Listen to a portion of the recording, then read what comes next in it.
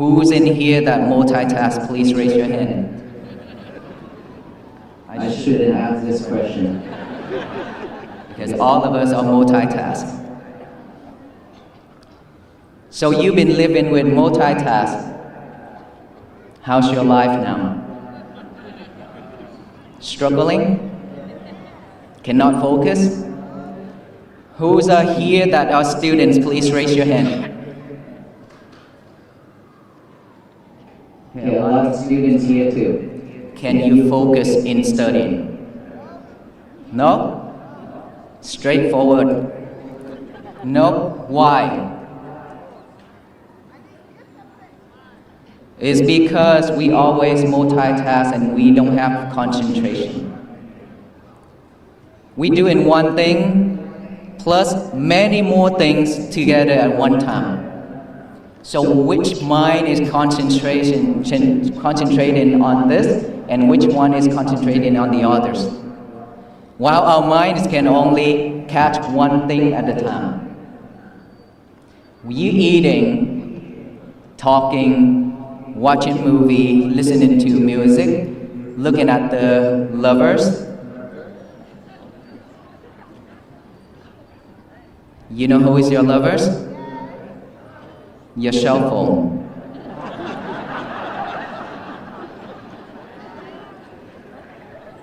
You have a partner, but you always cheat on him and her. Because you always have your lovers by your side, every single time. When you wake up in the middle of night, you don't talk with him and her, but you talk with your lover. And you could not go back to sleep. Is that right? Please tell me yes, louder. Yes. Do you see? All of you are like that. Why you laugh so hard right there? Is that you every day, every night? This is how we kill ourselves. Is that right? We always like this. And then when you have your lovers by your side, you go online and then you see a lot of things and now you could not go to sleep. And then you go online, you see some beautiful clothing, perfume and things like that is about to be on sale. And now your mind is thinking, oh, I have to remember that day so I can go grab one for myself. You see that? This is what we always been doing, right? We always keep ourselves sidetracked. And the difficult things in this world is for us to liberate our lovers. And guess what? Who's in here that already called the internet company and complained with them when the internet is down? A lot of us, right? We can't live without internet. But what if one day everything shut down? Back to like 20, 25 years ago, when we have a little pagers, maybe. And then before that, we don't have anything, right? We have a cell phone, which is a phone where we have to dial each and every number. Please tell me how many phone numbers, who is in here that can memorize 5 phone numbers? Quite a few. How about 10 phone number? Okay, that number is reduced a lot right there. Why is that? When back then you can memorize the whole phone book. What happened now? What's going on? It's because we've been living in this world and we depend on technologies way too much. Is that right?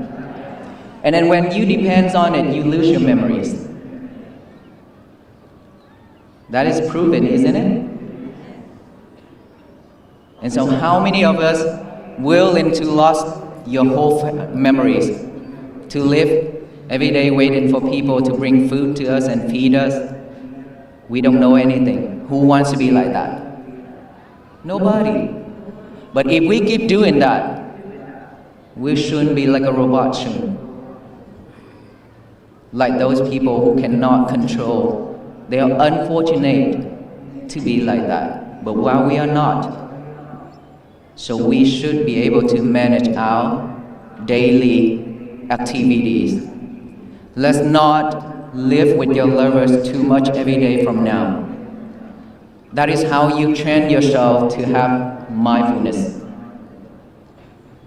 And one of the silliest things in this world are for all of us to bring your lover to the toilet and talk.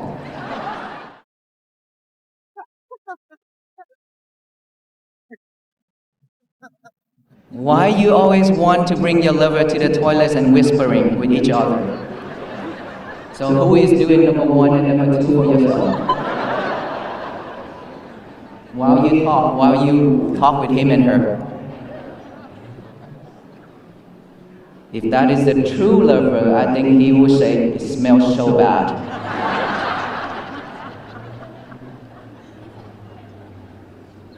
And then when you enjoy talking with him and her inside that toilet, while your family members are suffering outside waiting for his and her turn.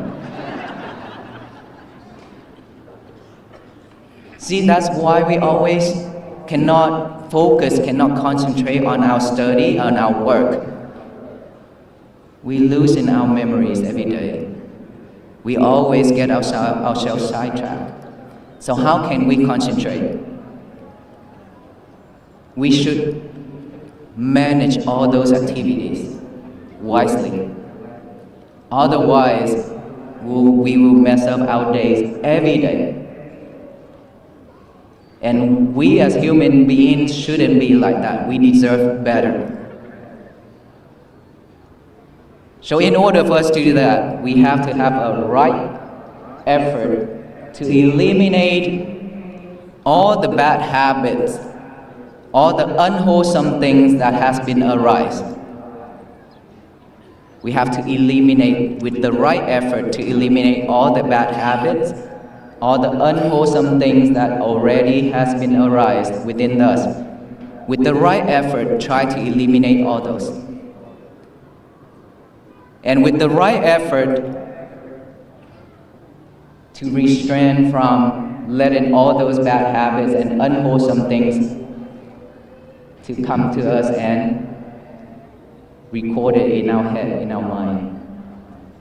With these two, one is eliminating the one that already exists. One is we have to protect, we have to restrain, we have to do all that for ourselves not to commit into the bad habits and unwholesome things. And then with the right effort, we need to continue making all those wholesome things that has been arise, that staying with us. We have to continue making it.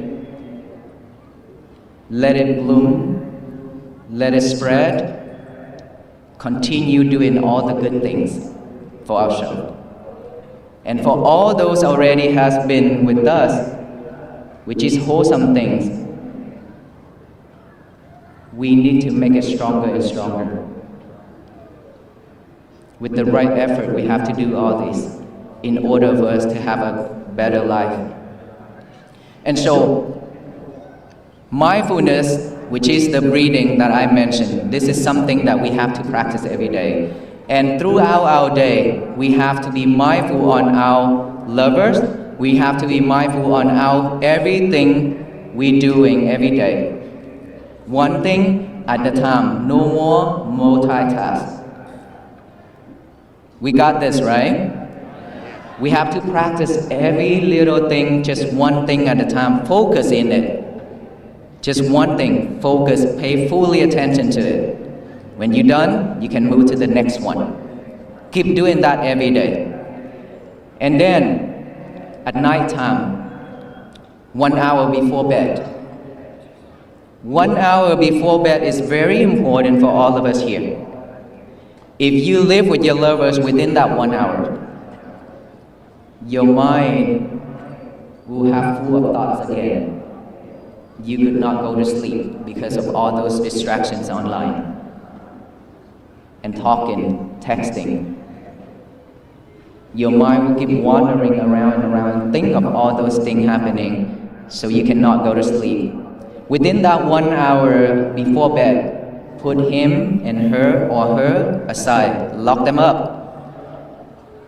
Concentration on your breathing. Breathe in and breathe out. Just like that, for 1 hour, this is your only time. You spend your whole day for many other people already. This is the time when you love yourself.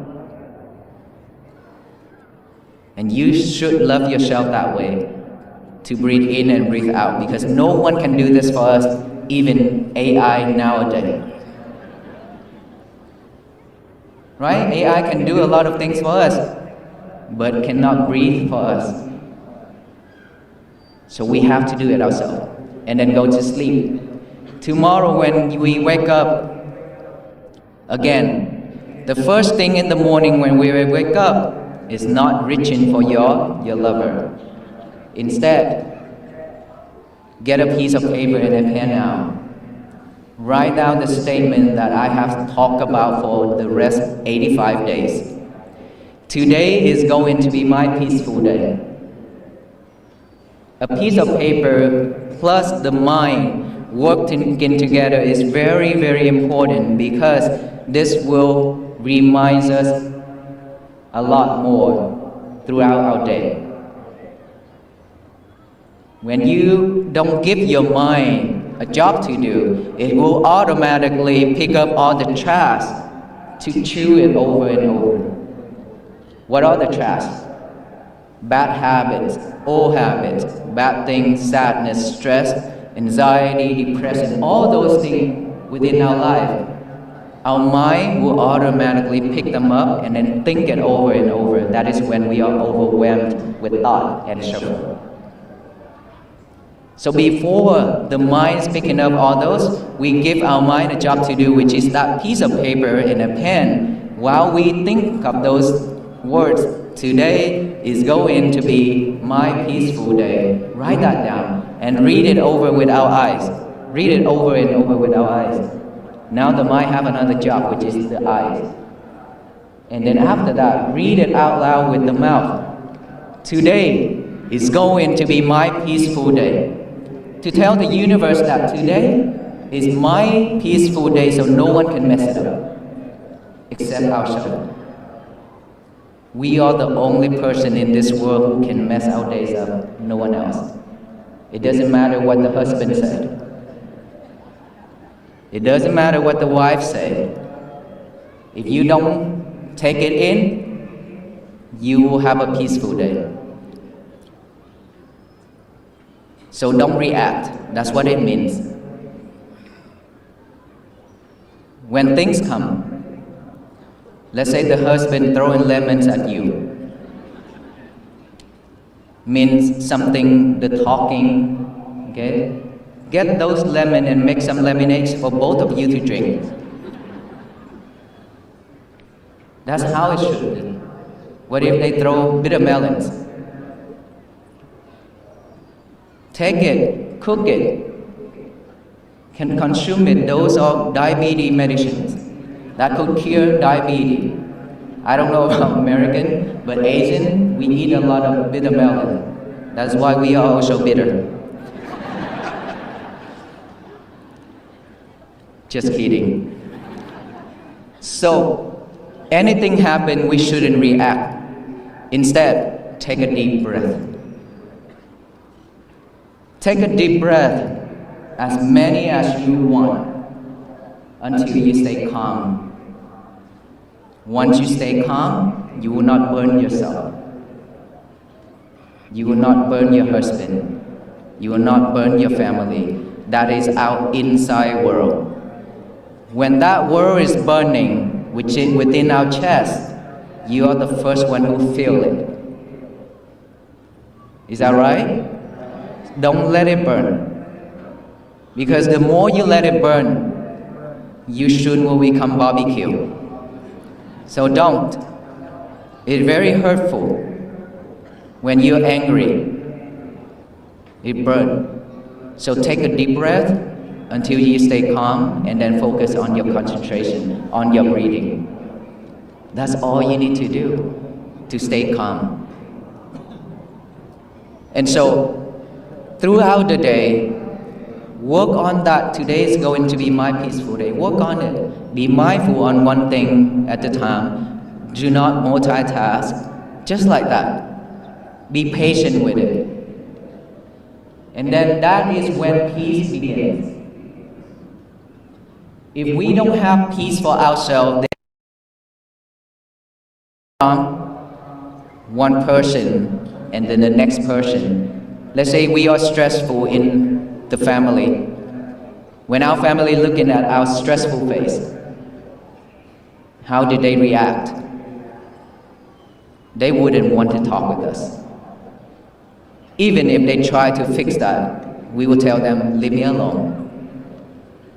That will turn the whole family into stress mode, right? And so when we are at peace, when our family, our kids look at us, they feel peaceful. They want to come to us instead of walk away. We have to make our world to be at peace first. That is how peace begins. So let us all say this statement one time together after I count to 3. Today is going to be my peaceful day, okay? Say it out loud. 1, 2, and 3. You can hear those sound, those voice, right? Of all the people here saying one thing with that energy. With that energy alone, we can feel it. If everybody here doing this one thing in the morning only, that's all we need. Enough to spread to the universe, loving kindness, compassion, and peace. What if all the people in this United States and all the beings in this universe, in this world, doing just one thing? Today is going to be my peaceful day, and then work through it every day. What will it turn out? There will be world peace. Because it takes all the people to work together, to walk together for this mission. So the world will be at peace. It will turn into a better place for all beings to live. That is when peace and how peace bloom and flourish. It's not just these venerable monks walk and then the world will automatically be at peace. It's not like that. It's required all of us here to walk with the monks every day. So who's in here that willing to walk with the monks?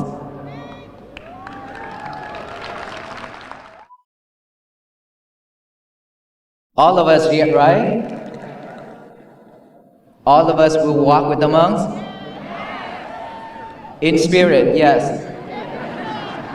If you say in person, then you have to ask the chief right here and assistant, all the police. They wouldn't like that because it will create chaos out there. Okay? So all of us have to walk in spirits by practicing mindfulness every day and live with loving kindness and compassion. And spread that message to all the people we know. Take them to walk with us to Washington, D.C. But Washington, D.C. is not the final destination. We have to walk to the end of our life because this is the practice. Something that we have to take into action and practice every day for our own benefits. That I have to say this again. No one in this world loves you more than yourself.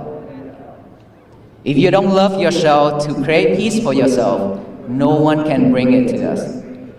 There's a gentleman come to me when I walk. He just suddenly run to me and kneel down in front of me and say, "Friend, can you pray for me?"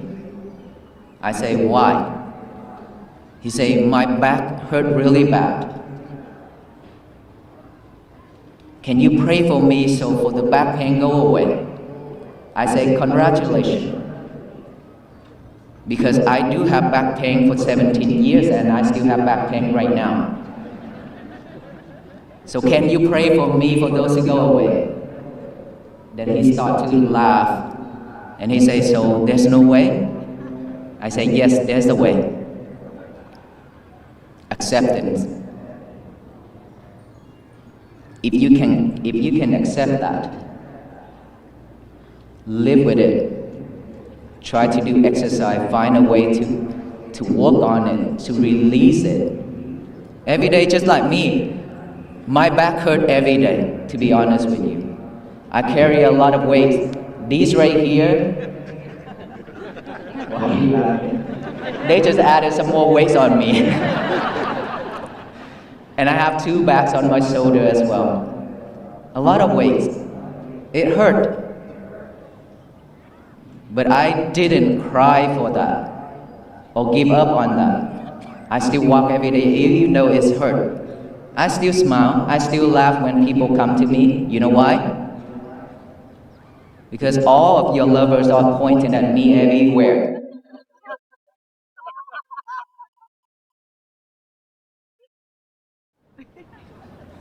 I can't just like this all the time, right? I used to be very serious, but now I have to smile a lot more.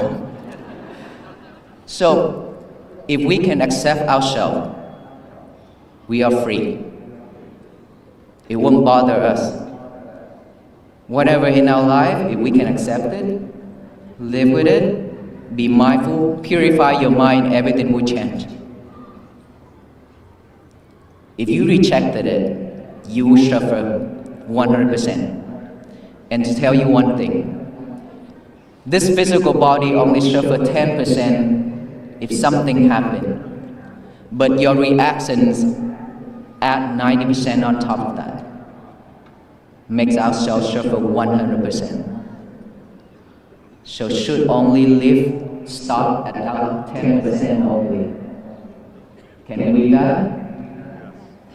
Okay, so now that my talk about the peace, all of us here will agree that we will walk together with the Venerable monks. So let us take that into action because we don't want to waste our time, right? We've been wasting a lot of time for ourselves already in our life. Now, this is the time, the call, all of us have to take into action. Don't waste it anymore. But one thing I have to tell you, when you come here with peace, sit in here, listen to my talk with peace, is it still at peace? I guess not. That's really low energy right there. Are you still at peace? You're not bored yet, right? Okay, but here one last thing.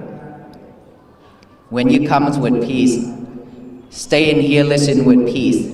But when you leave, this is the time where you can see yourself how it reacts.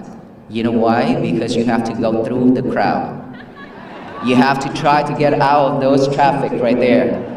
This is a time you always rush yourself back to normal. You have to rush yourself.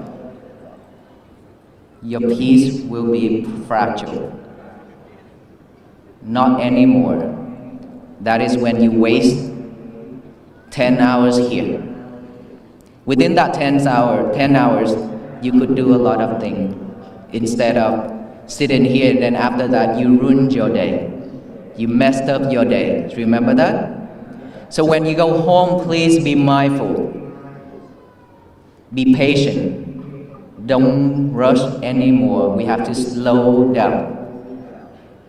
Slow down. And then when you drive, please don't talk with your lover. Be mindful, because later we also have to walk on those roads. Okay? So be mindful when driving home. Be mindful on everything you do. Thank you so much, everyone. May you all be well, be happy, and be peaceful. Good afternoon. How are we today? Is it still our peaceful day? Thank you. How many hours have we spent this morning to get here?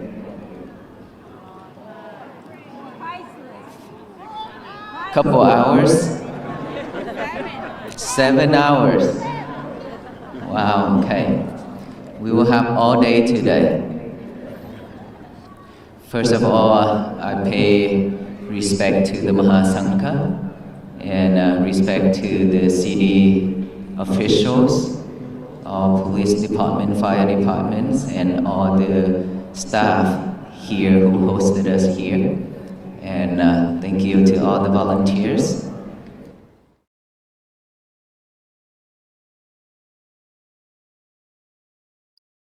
Today is our 86 days of walking from Fort Hood to here. I believe it's about 1800 miles of walking already. This is a long walk, isn't it? And we still be able to stand here in front of all of you. And this is the first stadium that I am honored to stand here and talk with you all. This is the first one throughout this 86 days. Thank you so much.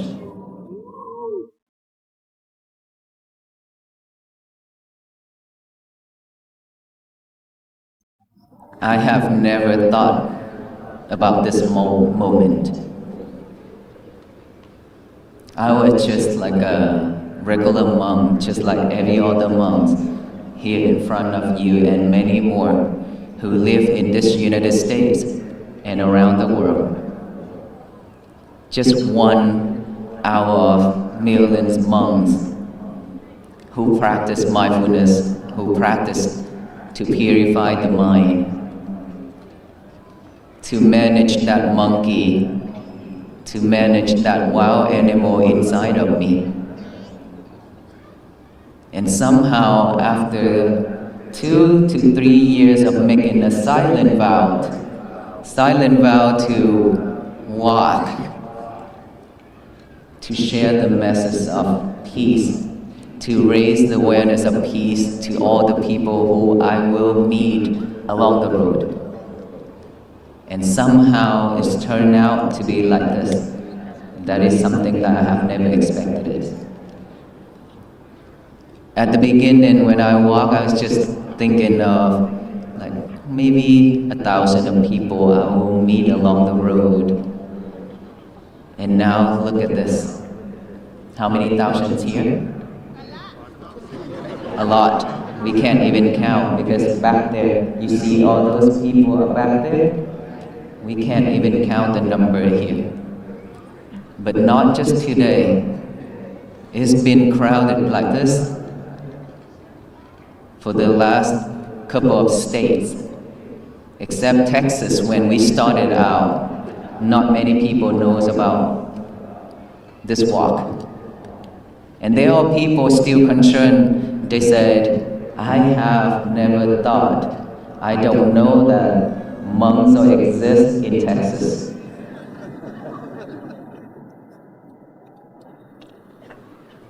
And so for this turnout to tell me is that we are, all the people here are suffering deeply for so long.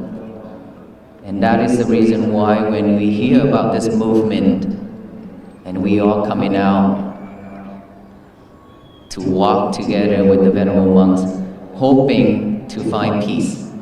Is that right?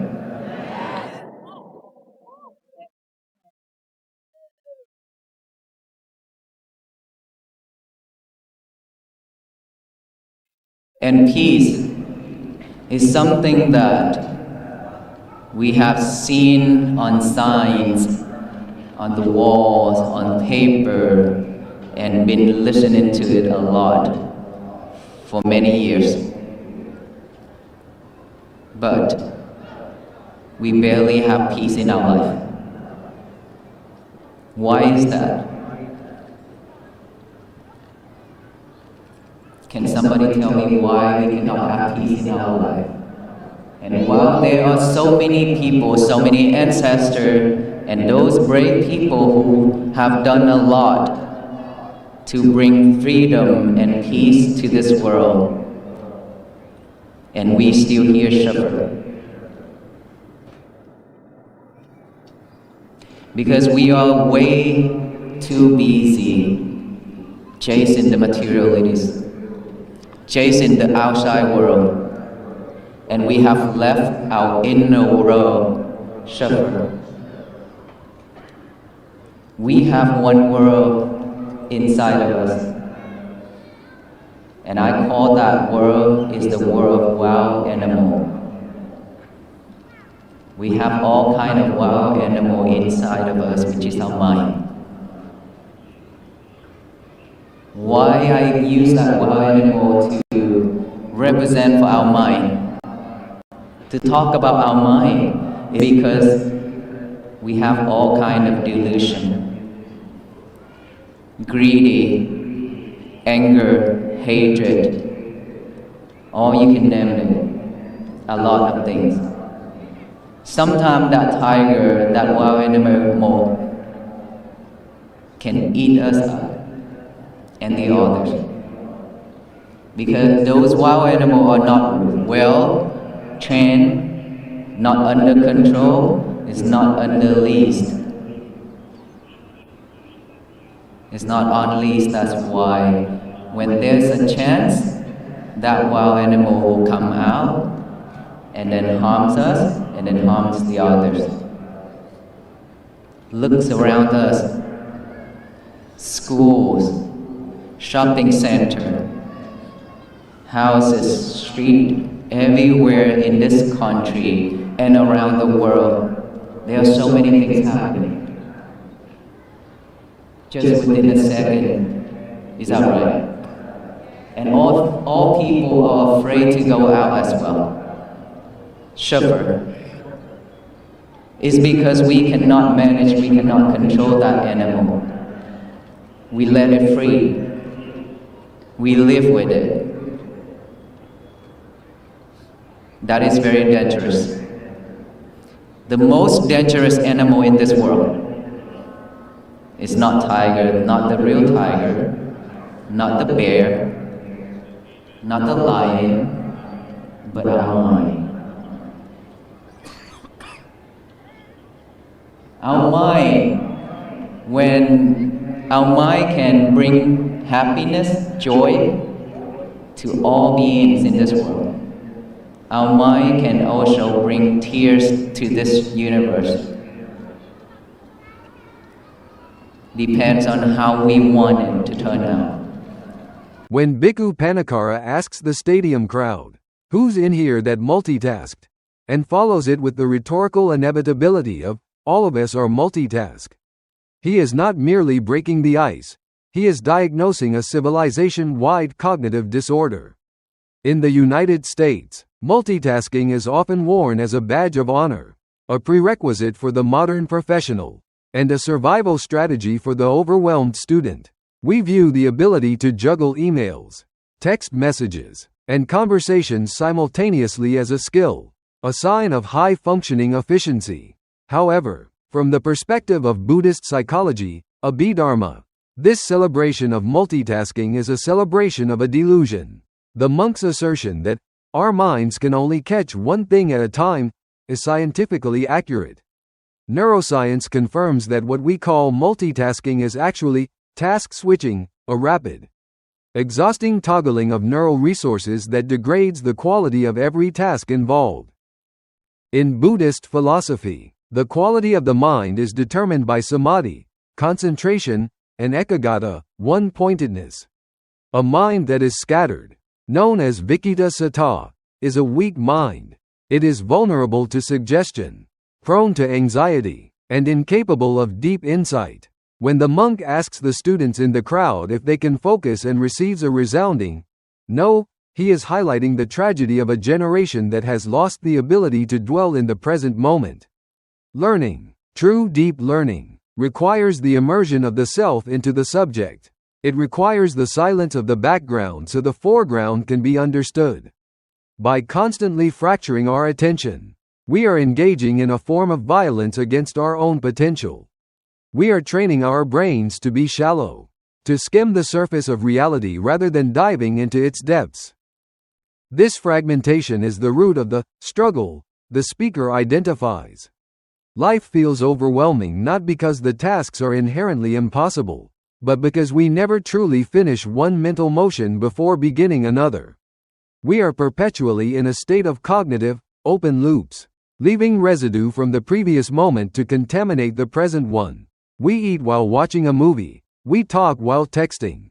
As a result, we neither truly taste the food nor truly hear the conversation. We become ghosts in our own lives, haunting the present moment but never fully inhabiting it. The struggle is the friction caused by this misalignment. We are physically here, but mentally everywhere else. This is the definition of dukkha, suffering, in its most subtle and pervasive form, the dissatisfaction of never being whole. Perhaps the most provocative and clinically accurate metaphor Bhikkhu Panikkara employs is that of the lover. By reframing the smartphone not as a tool but as a romantic partner, he exposes the emotional infidelity that defines modern relationships. You have a partner, but you always cheat on him and her, he declares. This is a shocking indictment, yet it resonates because it is true. The digital lover offers a form of intimacy that is immediate, low risk, and highly dopaminergic. It is a lover that never demands us to compromise, never asks us to take out the trash, and never bores us. Because the moment boredom arises, we can simply swipe to a new reality. This relationship with the device mimics the Buddhist concept of tanha, craving, in its most addictive form. The phone is the ultimate dispenser of kama raga, sensual desire. It sits by our side, every single time, a constant companion that validates our existence through notifications and likes. The tragedy lies in the displacement of the human.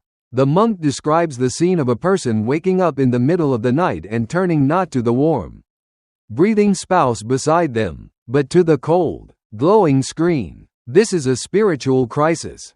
We are choosing the simulation of connection over the reality of it. The lover in the phone is a mirror, reflecting our own ego and desires back to us, whereas the human partner is an other, requiring empathy, patience, and effort. The absurdity of this addiction is highlighted when the speaker mentions bringing this lover into the toilet. It strips away the glamour of technology and reveals the compulsion underneath. We cannot bear to be alone with our own biological functions. We cannot bear a moment of silence. We bring the lover into the most private spaces, whispering to it with our thumbs, engaging in a secret dialogue with the algorithm while our actual families wait outside. This creates a profound isolation. We are alone together, physically clustered in homes and restaurants but spiritually segregated into our individual digital tunnels. The lover promises to connect us to the world, but in reality, it walls us off from the immediate environment, leaving us emotionally unavailable to the people who actually love us. The transcript moves into the bedroom, the sanctuary of rest, which has been violated by the digital lover. You could not go back to sleep, the monk observes, noting the laughter of recognition from the crowd. This laughter is a defense mechanism, a nervous admission of a shared pathology. From a Buddhist perspective, sleep is not merely a biological necessity. It is a state where the conscious mind surrenders, allowing the subconscious to process and heal. By introducing the lover into this space, we introduce uddhacca kukucca, restlessness and worry. The blue light of the screen mimics the sun, tricking the pineal gland, but the content of the screen tricks the soul. When we check the phone at 3 a.m., we are inviting the entire world into our bed. We are inviting the wars in distant lands, the political arguments of strangers, the curated successes of influencers, and the advertisements of corporations into the intimate space of our rest. The mind, which should be winding down into the peaceful darkness, is suddenly spiked with adrenaline and cortisol. The monk notes that we see a lot of things, and thus, we cannot sleep. This is the monkey mind, being fed espresso. The inability to sleep is a symptom of a mind that has no boundaries. A mind that has forgotten how to close its doors. Indriya Sambara, guarding the sense doors. This nocturnal scrolling transforms the user into a pita, hungry ghost, a being with a giant stomach and a tiny mouth. Forever hungry and never satisfied. We scroll for just one more thing, looking for a hit of dopamine that will finally allow us to rest. But the nature of the algorithm is that there is no end. It is an infinite scroll. The lover whispers that there is something more to see, something more to know, keeping us in a state of perpetual, agitated vigilance. We are killing ourselves, as the speaker bluntly puts it, not with a weapon, but with the slow exhaustion of a nervous system that is never allowed to power down. We are living in a state of chronic, low-grade emergency, induced by the device we cradle like a child. Beautiful clothing, perfume and things like that is about to be on sale. With these words, Bhikkhu Panikkara transitions from the addiction of information to the addiction of consumption. The lover is not just a companion, it is a salesman. In the middle of the night, when our defenses are lowest and our willpower is depleted, a state known as ego depletion in psychology, the device presents us with the marketplace of Mara. In Buddhism, Mara is the tempter, the lord of the sensory world who keeps beings trapped in samsara through the allure of beautiful forms and sensory pleasures. The mechanism described is subtle but destructive. Now your mind is thinking that, oh, I have to remember that day so I can go grab one for myself. This is the seeding of kilesa, defilement. The peace of the night is shattered not by a tiger or a storm, but by the desire for a bottle of perfume. The mind projects itself into the future, that day, strategizing how to acquire a material object. We are sidetracked from the primary purpose of life, understanding ourselves and finding peace, to the trivial purpose of acquiring things. The phone transforms the user from a sentient being into a consumer unit. This constant bombardment of sales and opportunities keeps the mind in a state of lack. To want something is to affirm that one is currently incomplete.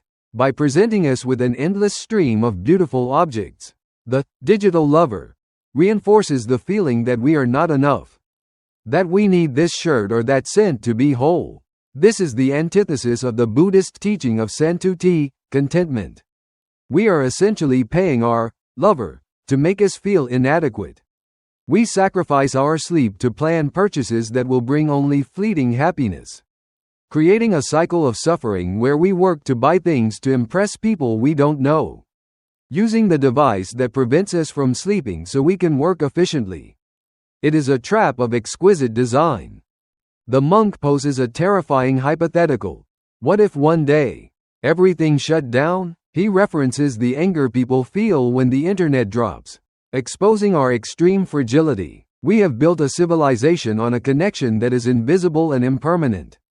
When the Wi-Fi creates a buffer, our internal peace buffers as well. We react with rage, panic, and helplessness. This reveals that our stability is entirely externalized. We are not islands unto ourselves.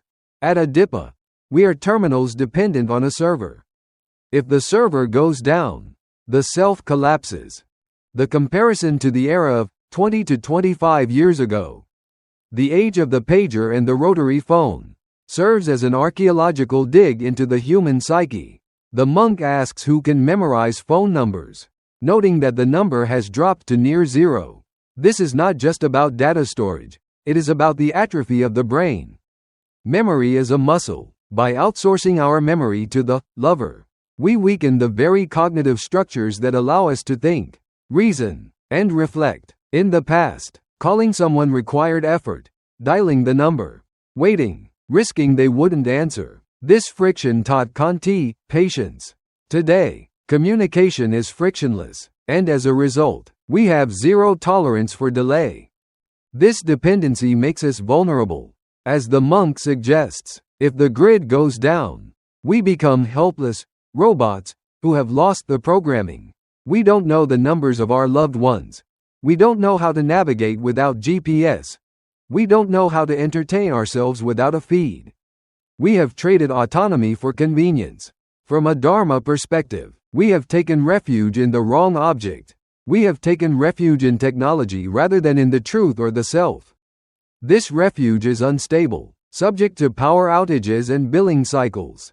To build one's peace on such a foundation is to build a house on shifting sand.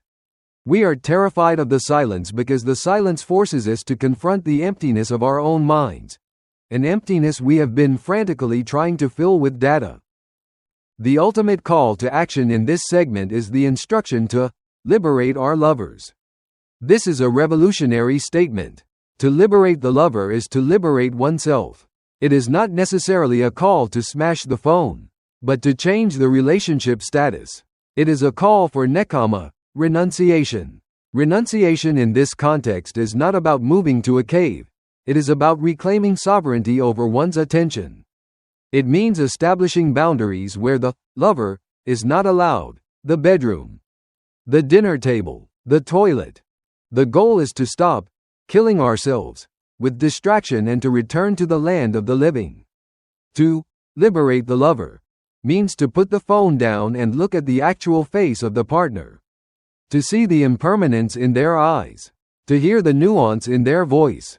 It means to wake up in the middle of the night and, instead of scrolling, to simply breathe, to watch the darkness, to be comfortable with the void. It is a reclamation of the difficult thing. The monk acknowledges that this is most difficult, because addiction is powerful, but the path to peace lies in doing the difficult thing. By reclaiming our memory, by relearning to wait, by refusing to multitask, we reassemble the fragmented shards of our consciousness. We move from being a scattered collection of reactions to being a unified, mindful presence. The walk for peace is not just walking on a road. It is the act of walking away from the screen and back into the world. It is the decision to be the master of the tool rather than its servant. Only when we divorce the digital lover can we truly marry the present moment. And in that union, true peace becomes possible.